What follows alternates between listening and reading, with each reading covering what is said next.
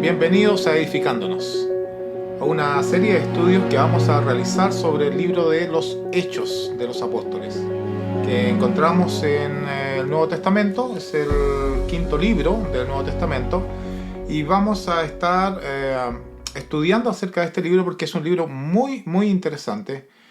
Nos relata la historia de la iglesia en sus comienzos, cómo partió, cómo se fue expandiendo en las regiones cercanas a Israel y así sucesivamente hasta llegar a nuestros países y poder escuchar con nuestros propios oídos el evangelio puro que aquí fue predicado por los apóstoles y los primeros cristianos. Vamos a estar revisando entonces este libro, que es un libro muy importante para el cristianismo, porque les decía recién que justamente relata la vida de la iglesia en un comienzo y es el modelo que debemos seguir por todos los tiempos hasta que nuestro Señor Jesucristo venga. Es el modelo que dejó el Espíritu Santo para que finalmente podamos tener la verdadera comunión con Dios y la verdadera comunión también con los hermanos, con la hermandad, ¿no? Con los cristianos. Veamos un poco acerca del libro de los Hechos. En esta oportunidad vamos a hacer una pequeña introducción para luego ir adentrándonos en el libro, ir analizando algunas cosas de cada uno de los capítulos, sacando algunas lecciones y sacando también algunas aplicaciones para nuestra vida. El libro de los Hechos, les decía que es el quinto libro en el Nuevo Testamento. Tenemos primero los evangelios, los 4 evangelios, y luego el libro de los Hechos.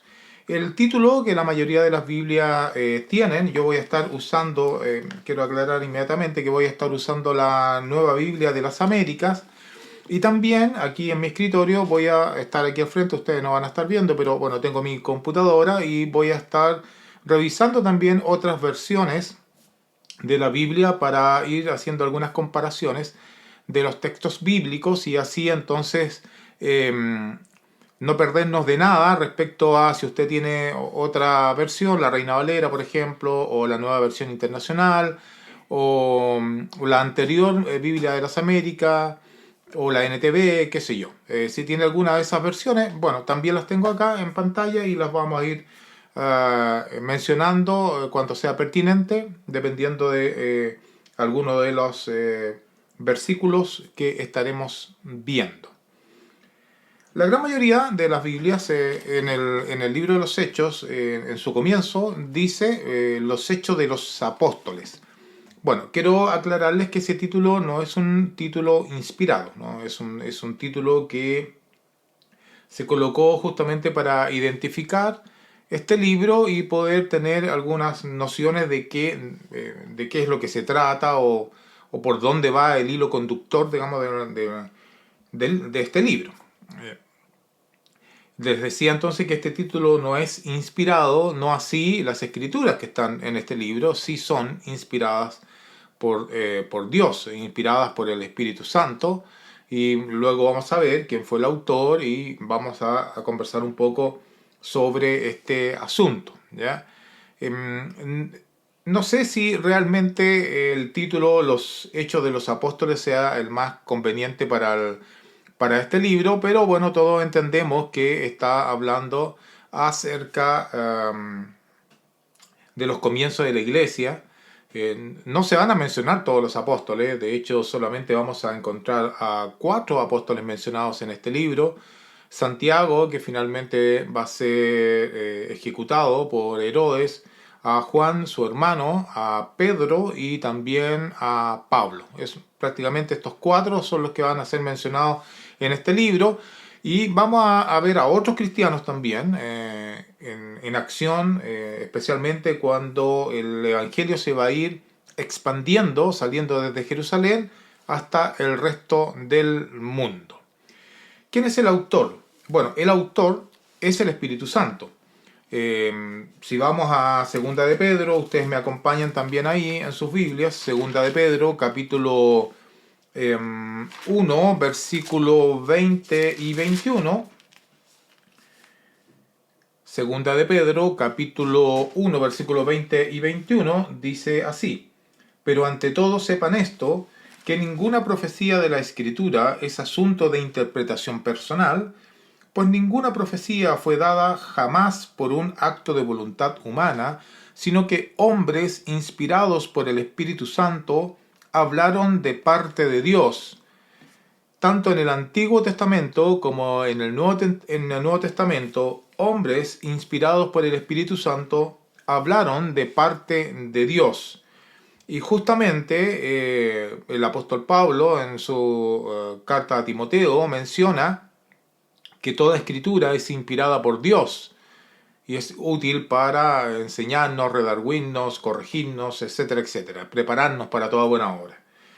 La palabra del Señor es inspirada. Así ya lo vimos en otro de los videos que también están en nuestro canal acerca de la revelación y la inspiración. Les dejo ahí el enlace para que puedan revisarlo y así entender con mayor profundidad lo que significaría entonces revelación e inspiración. En este caso, este libro que vamos a estar revisando juntos por bastante tiempo es inspirado por el Espíritu Santo. Y el Espíritu Santo va a ocupar entonces a una persona, a un humano, para escribirlo. Y este va a ser Lucas. Lucas, el mismo que escribe entonces el Evangelio según San Lucas, dice algunas versiones, ¿no? Que usted también ahí tiene en sus manos. A pesar de que el libro, cuando uno lo lee, no menciona quién es el autor, luego vamos a ver que hay algunas evidencias que nos señalan justamente que es Lucas, el mismo que escribió el Evangelio, el que escribe, digamos, este libro. Si recordamos, previamente Lucas había escrito el Evangelio con un propósito, y vamos a tener una pequeña lectura en Hechos capítulo 1, versículo 1, donde dice: en el primer relato, estimado Teófilo, escribí acerca de todo lo que Jesús comenzó a hacer y a enseñar, hasta el día en que fue recibido arriba en el cielo, después de que por el Espíritu Santo él había dado instrucciones a los apóstoles que había escogido. El autor de este libro nos menciona entonces al comienzo del libro, en el primer versículo, de que hay un primer relato, hay un primer libro antes que este, y se lo está escribiendo a un tal Teófilo, del cual se menciona solamente 2 veces en las Escrituras, y esta es la segunda vez en este libro. La primera vez la vamos a encontrar en Lucas. Vamos a ir a Lucas capítulo 1. Lucas capítulo 1 y vamos a leer los versículos 1 en adelante. Por cuanto muchos han tratado de poner en orden y escribir una historia de las cosas que entre nosotros son muy ciertas, dice Lucas, tal como nos la dieron a conocer los que desde el principio fueron testigos oculares y ministros de la palabra, también a mí me ha parecido conveniente, después de haberlo investigado todo con diligencia desde el principio, escribírtelas ordenadamente, excelentísimo Teófilo, para que sepas la verdad precisa acerca de las cosas que te han sido enseñadas.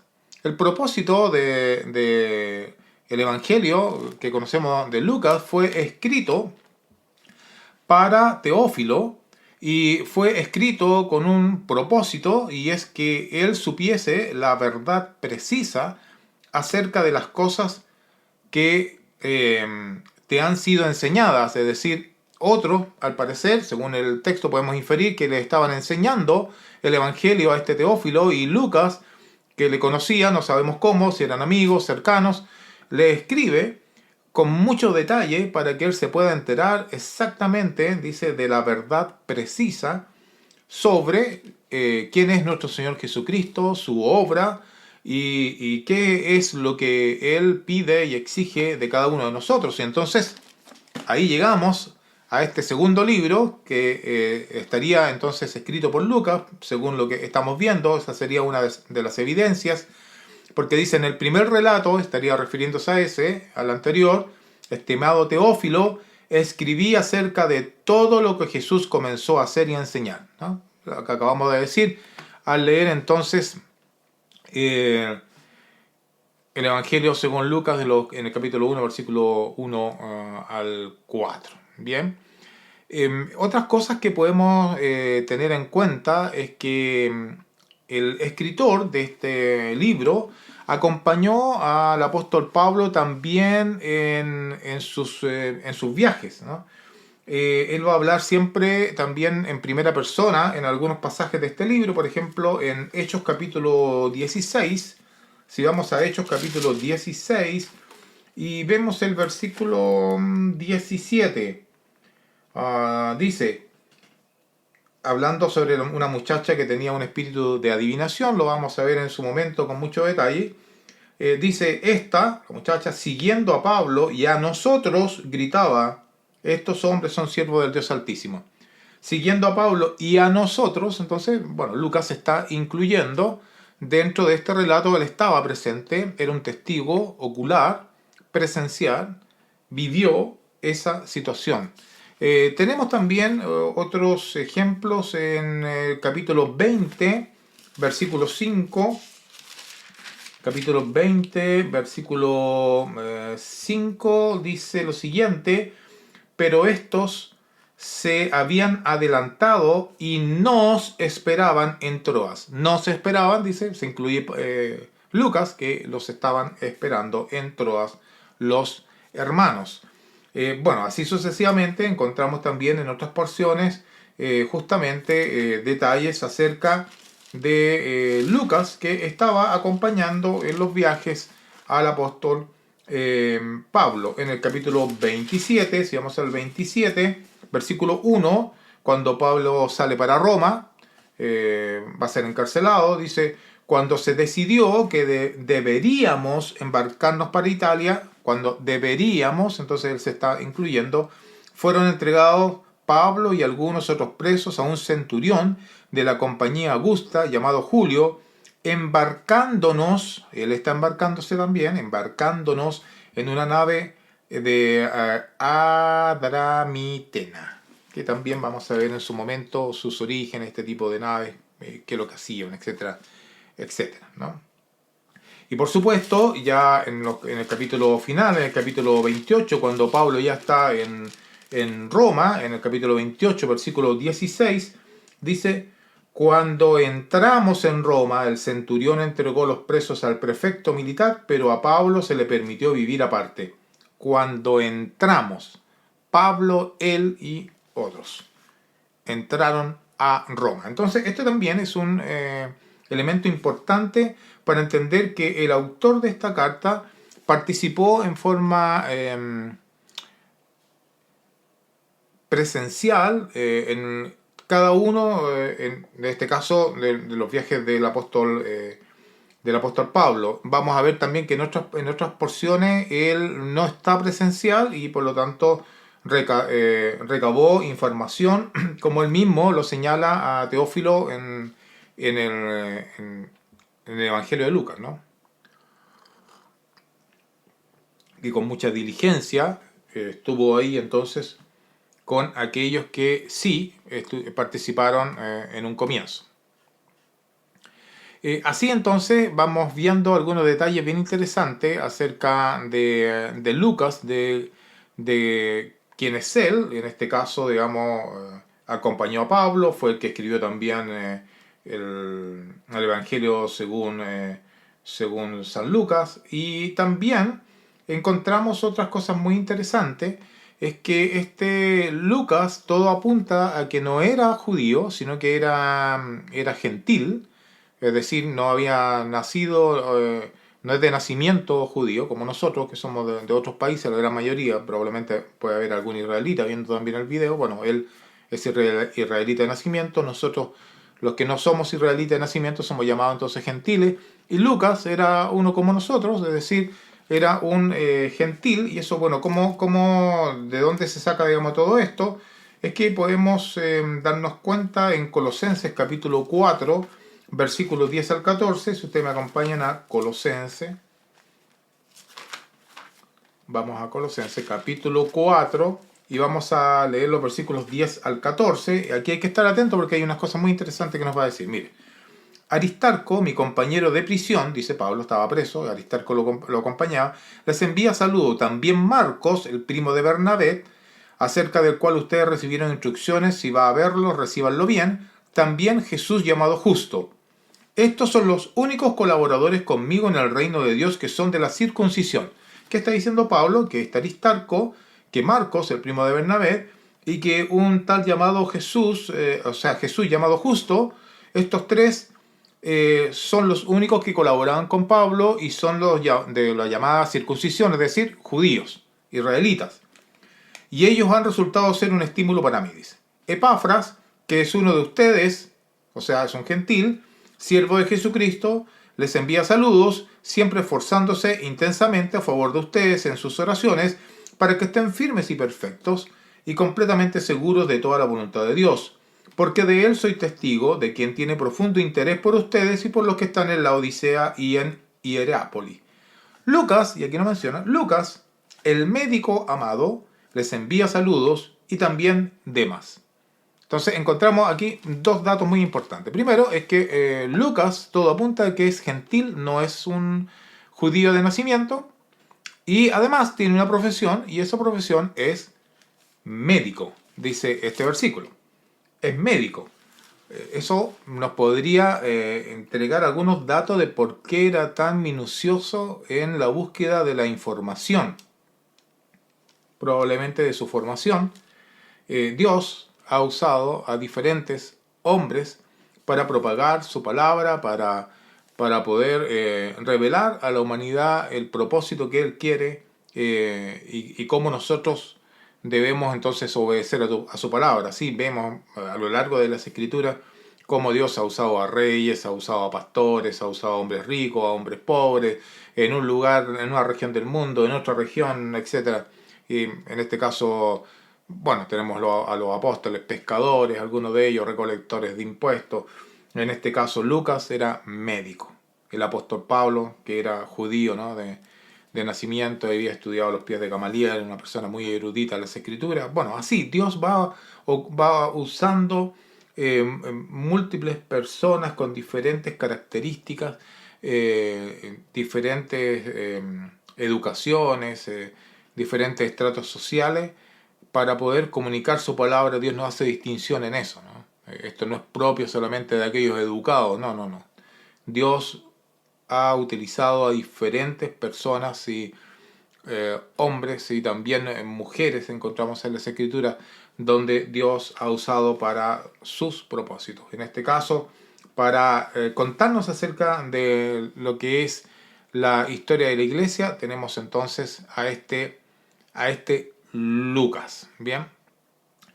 Otra de las cosas que son interesantes poder entender y poder saber, digamos, sobre Lucas es que en el primer siglo, después de que muere Juan, el último de los apóstoles, ¿no? La iglesia sigue, hasta el día de hoy, siguió. Entonces se fueron levantando diferentes, entre comillas, líderes en las congregaciones, principalmente eran ancianos, obispos, que se fueron levantando en diferentes lugares. Bueno, ya hay una advertencia del apóstol Pablo, que la vamos a ver justo en este libro, sobre cómo va a empezar la apostasía, cómo se va a cambiar la doctrina y se va a ensuciar el plan de Dios. Bueno, van a intentar ensuciar el plan de Dios. El plan de Dios no se ensucia porque es de Dios. Entonces son los hombres los que finalmente intentan cambiar la doctrina del Señor. Y aquí vamos a encontrar en este primer siglo, segundo siglo, a hombres importantes que van a mencionar justamente y van a dar como autor de esta carta y también del Evangelio a Lucas. Ahí tenemos a Tertuliano, también tenemos a Irineo, a Clemente de Alejandría, quienes van a mencionar justamente que el escritor de esta carta es Lucas. Después tenemos el fragmento Muratoria, es un fragmento, digamos, del segundo siglo, donde está también mencionado justamente que el autor es Lucas. Bueno, teniendo esto ya algunos antecedentes, nos queda más o menos claro de que justamente cuando se le atribuye a Lucas este libro es por estos y algunos otros datos más que vamos encontrando en las escrituras y también en la historia secular, ¿ya? ¿Cuándo se escribió este libro? Bueno, siempre ahí se discute el tema de las fechas, por los eruditos, bueno, buscan antecedentes para poder determinar más o menos cuándo es la fecha, digamos, de la escritura. Para este caso se ocupan algunos elementos interesantes que serían algunos elementos de descarte para poder dejar más o menos un rango de tiempo donde posiblemente fue escrita la carta. Bueno, la carta no dice en ningún lado cuando esta fue escrita en tal. Es como cuando uno compra un libro y uno mira las primeras páginas, fue impreso en el año tanto, la imprenta tanto. Bueno, eso no pasa acá, digamos, porque son eh, escritos, digamos, de este tiempo, de esta época, donde rara vez se veía, digamos, que colocaran la fecha exacta cuando se habían escrito, ¿no? Bien, ¿cómo? Decía yo, por la técnica del descarte. Nosotros sí sabemos algunos eventos históricos que la historia secular apoya firmemente respecto a fechas. Por ejemplo, sabemos que el año 70 fue destruida Jerusalén por el general Tito, ¿no? El año 70. Sin embargo, en el libro, cuando uno lee, no vamos a encontrar referencias sobre la destrucción de Jerusalén. Algo tan importante no se hubiese pasado de largo a Lucas de escribir, ¿no? Algo que hizo el cambio, en realidad, muy fuerte en la sociedad judía y también en la vida del cristianismo. Bueno, no lo menciona. Entonces, primer punto es que el año 70 no se menciona y entonces entendemos de que este fue escrito antes del año 70 o que no está siendo mencionado. Todos también los estudiosos apuntan de que el apóstol Pablo muere aproximadamente cerca del 68. Y aquí a Pablo lo tenemos vivo, entonces el 68 no es, entonces antes del 68. Otro evento muy importante que notar es uno de los emperadores, el emperador Nerón. Nerón, recuerden que hizo el gran incendio, digamos, en Roma y no tuvo la mejor idea de, bueno, con temas políticos también y estratégicos que él tenía, y solo él sabe en su mente, también Satanás ahí lo usó, es que él le echa la culpa a los cristianos y viene una persecución no menor en contra de los cristianos. Y eso tampoco es mencionado en el libro de Lucas, es un elemento importante, especialmente en la persecución. Las persecuciones también fueron mencionadas, digamos, en algunos pasajes del libro de los Hechos. Entonces, eso fue aproximadamente el año 64, se tiene esa fecha. Y como tampoco fue mencionado, entonces se piensa que fue antes del 64. ¿Dónde más o menos se piensa que, o en qué periodo se escribió? Entre el año 62 y el año 63 después de Cristo. Estamos hablando entonces que el Señor aproximadamente a los 33 años, entonces Él muere, resucita y luego se va a los cielos, asciende a los cielos, el año 33 y del 33 entonces al 64, ahí tenemos aproximadamente 30 años, 31 años, por ahí anda la fecha. Este es el periodo más o menos entonces donde después vienen el comienzo de la iglesia, que es relatado al principio del libro de los Hechos, y los viajes del apóstol Pablo específicamente, que son mencionados también en el libro. Entonces tenemos aquí un periodo de aproximadamente 30 años, ¿ya? Ahora, otra cosa importante es que Lucas va a escribir tanto en el Evangelio como también en el libro de los Hechos, en un periodo de 4 emperadores de Roma, del imperio romano. Primero vamos a tener a Tiberius, que él gobernó aproximadamente entre el 14 y el 37 después de Cristo. Después tenemos entre el 37 y el 41 al tan famoso Calígula, y después del 41 al 54 a Claudio, que va a ser mencionado también en el libro de los Hechos porque va a expulsar a judíos y también a cristianos de ahí de Roma, y vamos a saber por qué. Y también tenemos del 54 hasta el 68 aproximadamente a Nerón. A Nerón. Entonces, durante este periodo es donde se escribe prácticamente toda la historia, tanto en el Nuevo Testamento, que es los Evangelios, como también en el libro de los Hechos. Esto también es algo muy interesante, muy importante, porque vamos a notar que a pesar de haber vivido bajo estos 4 emperadores, cuyas historias no son de las mejores, algunos peores que otros, elementos o personas que fueron usadas por el mal, para hacer el mal en muchas oportunidades, especialmente la Iglesia del Señor. La Iglesia, ni Lucas, ni nadie escribió acerca de levantarse en contra de estos emperadores, ni siquiera se les menciona, solamente en los casos muy puntuales, porque no era tema para la Iglesia del primer siglo, los temas políticos.